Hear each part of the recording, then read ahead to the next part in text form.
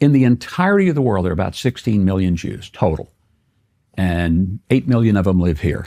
The rest live mostly in New York or South Florida and a few other places. Okay. So this is a small population of people.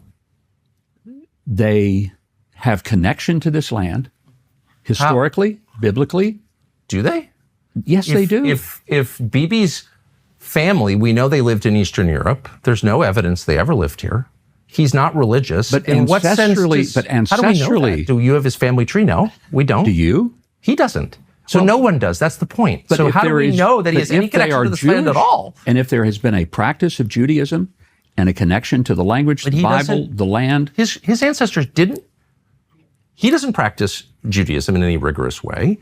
His ancestors didn't live here. They didn't speak the language, and there's no evidence they ever lived here. So on what basis does he have a right to be here? Very much speaks the language. He has fought for the land.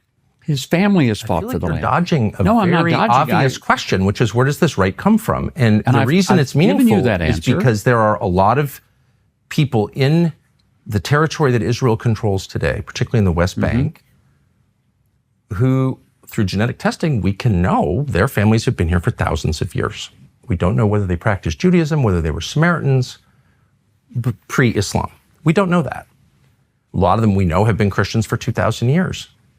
They have less of a right to the land than someone whose ancestors, the only thing we know about them is they lived in Latvia or Poland. They're Eastern European. How does that work? They're Jewish. By what definition?